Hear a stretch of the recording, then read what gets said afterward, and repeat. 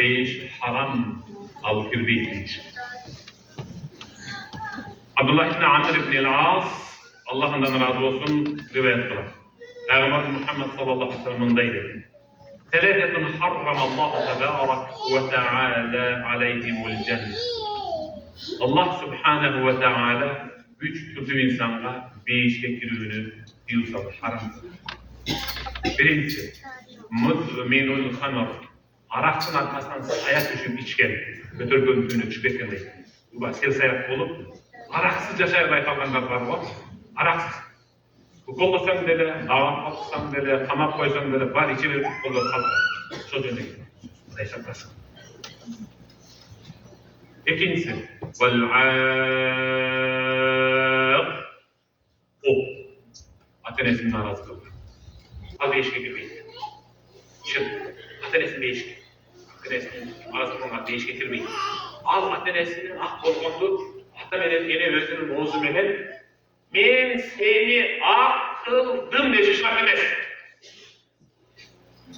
Eğer de bir ata cebil ene oğlumenin kızının kömülüne karap günün tömendetip tüylüp kalsa demek şu oğlumenin kız atenesin akmalı diye bileverdim.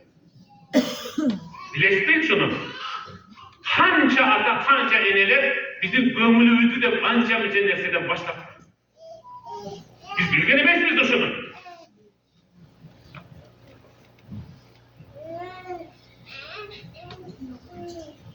Hazreti Umar'a gelgen. Umar ibn Abdülaziz'e gelgen. Yana başka sahabalara gelgen. Herizin hatta enesi menen bir işte talaş tartış kılıp janjal kılısı duruz mu degenler وَلَا بِنَعْلَيْهِمْ gerek olsa Allah'ın büyüdün sırtına çekip girip ketken gölöşü menen de sen tartıp talaş olmayasın. Atenizin bunday koyup, anın çekip olan baypağı menen, masızı menen de talaş olmayasın. Sen atamın apamın altta ötel bağınday, sen anın çekip koyulan baypağın da, masızın da altta ötel olmayasın.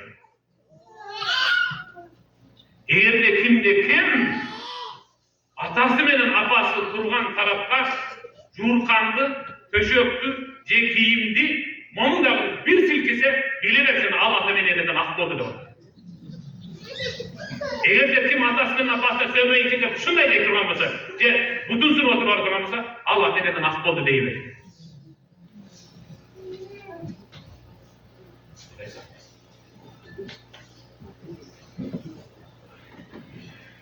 Beş şekilde durgan üçüncü vadde yürütmeleri yapıyor. Kobet bir tahsil. Yukarı kobet bir tahsil. Ayağının kızından almadan erkek. Gözünün apasın, gece karındaşın, kızın, yuvayan kızdan almadan erkek ol değişke girmek.